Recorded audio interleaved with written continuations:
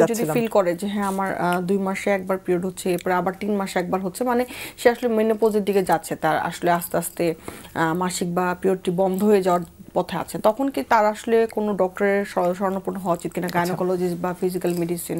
Right, আমি দুটো কথা বলবো, যে এটি একটি প্রশ্ন আর হাড় ক্ষয়ের প্রতিহত, এই দুটো বলবো। আচ্ছা, এখন 45 বা 45 ঊর্ধ্ব নারী তার যদি 3 মাস 6 মাস পরে মাসিক হয়, এটি কোনো ভয়ের ব্যাপার নয়। যদি না তার সাথে ব্যথা হয় বা কোনো চাকা যায় বা কোনো অন্য কিছু সমস্যা থাকে, তবে যখন তিনি 50 বছরে এলেন এবং 1 বছর পূর্ণভাবে তার মাসিকটি হয়নি, তখন ধরে নিতে হবে এটি তার মেনোপজ। এটির জন্য আবার কোনো টেস্ট করে দেখে নিতে হবে এমনটি নয়। যখন কোনো নারী 48, 49, 50 এই বয়সে এসে 1 বছর তার পুরো মাসিকটি বন্ধ রয়েছে, তাহলে এটি হচ্ছে তার মেনোপজ হয়ে গেছে, এবং এটি খুব স্বাভাবিক। তবে যদি তার অনেক উপসর্গ হয়, যদি তার খারাপ লাগতে থাকে, মন ভালো নেই, হাড্ডি গুড্ডিতে ব্যথা হচ্ছে, অনেক গরম লাগছে, ঘেমে যাচ্ছে, যোনিপথ শুষ্ক হয়ে যাচ্ছে, সেসব ক্ষেত্রে তিনি ডক্টরের কাছে যাবেন এবং ডক্টর তার ইতিহাস নিয়ে তাকে মেডিসিন দেবেন। খুব চমৎকার এর ট্রিটমেন্ট রয়েছে, সুতরাং মন খারাপের কোনো ব্যাপার নয়।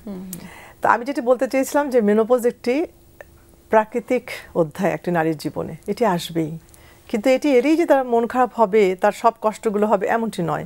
একে জয় করেও চলা যাবে, এবং মেনোপজোত্তর জীবনটি যাতে সুন্দর অর্থবহ হয় তার জন্য আগে থেকে নিজেকে তৈরি করতে হবে। যেমন আমরা কথা বলছিলাম হাড় ক্ষয় হওয়ার প্রতিরোধ নিয়ে।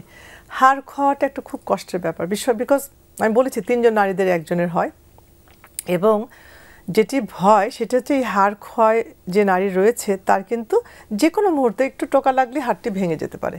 আর হাড়টি ভেঙে যাওয়া, বিশেষ করে যদি স্পাইন মানে মেরুদণ্ড ভেঙে যায়, বা আমাদের হাঁটু বা হিপ যদি ভেঙে যায়, বিছানায় পড়ে থাকতে হয়, দীর্ঘ সময় বিছানায় বেড রিডেন থাকতে হয়। এর যে কষ্ট, তার নিজের কষ্ট, ফিজিক্যাল সিকনেস, মেন্টাল সিকনেস, ফ্যামিলিতে যারা রয়েছেন তাদের কষ্ট, সোসাইটি একটা বার্ডেন।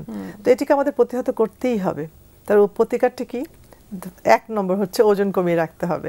এখন একটা নারী যখন মেনোপজে চলে যাচ্ছেন, তার ওজন কিন্তু বৃদ্ধি হবে, কারণ তার অ্যাক্টিভিটিস কমে গেছে, তার চলাচল কমে গেছে, তার মেটাবলিজম কমে গেছে। সুতরাং তাকে তার ওজনটিকে রক্ষা করার জন্য হাঁটাহাঁটি করতে হবে, ব্যায়াম করতে হবে, একদম রুটিন হিসেবে, যেমন নামাজ পড়ি আমরা রুটিন হিসেবে, সেই রকম।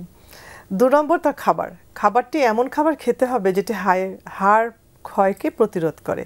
ক্যালসিয়ামযুক্ত খাবার খেতে হবে, যেমন দুধ খেতে হবে, দই খেতে হবে, আমরা ইয়োগার্ট বলি যেটিকে, মানে না মিষ্টি না টক যে দইগুলো রয়েছে সেটি খেতে হবে।